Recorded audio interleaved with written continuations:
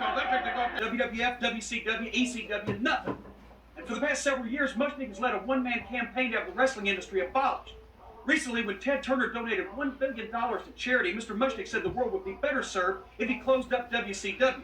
Phil Mushnick is the man who called for and spearheaded the media and publicity barrage over the federal indictment of Vince McMahon and the WWF on steroid charges.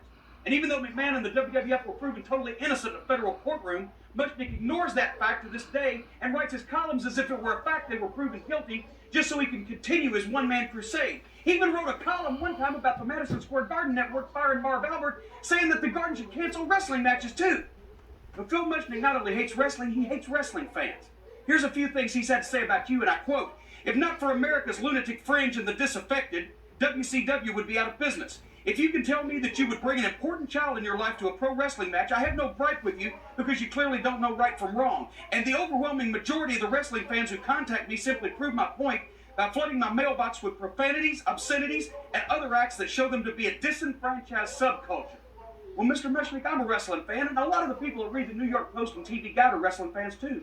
And we don't enjoy being insulted by publications we pay money to read. We don't appreciate being told we don't know how to parent our children. We don't want a pompous, self-righteous man with a grudge sitting on top of Mount Olympus, looking down his nose at us and campaigning to take away the constitutional right that every American is guaranteed to freedom of speech, freedom of choice, and the freedom to enjoy whatever entertainment we choose.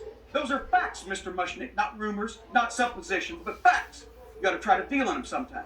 And I think it's time that the millions of people that you belittle as subhuman every chance you get tell the New York Post and TV Guide what they think of you. But if this has been going on so long, why am I mad right now? Because recently, Phil Mushnick used Brian Pillman's death to call for another outcry against wrestling, and I quote once again, "The problem is the mainstream media don't look hard enough at pro wrestling. Imagine if middle-aged pro baseball players dropped dead on a regular basis. This would be page one stuff, and a federal inquiry would be launched." Brian Pillman was a friend of mine. From the time he was born with throat cancer, he had the courage to undergo 36 different throat operations. He had the courage to withstand the punishment of pro football in 10 years as a pro wrestler. He had the courage to come back from a car wreck that shattered his ankle and from a lot of other personal tragedies. And then one night he went to sleep in a hotel room and he died. And for you, Phil Mushnick, to use his death as an excuse for another call to action in your one-man vendetta against pro wrestling is more vulgar and more obscene than anything that you've ever falsely accused the wrestling industry of being guilty of.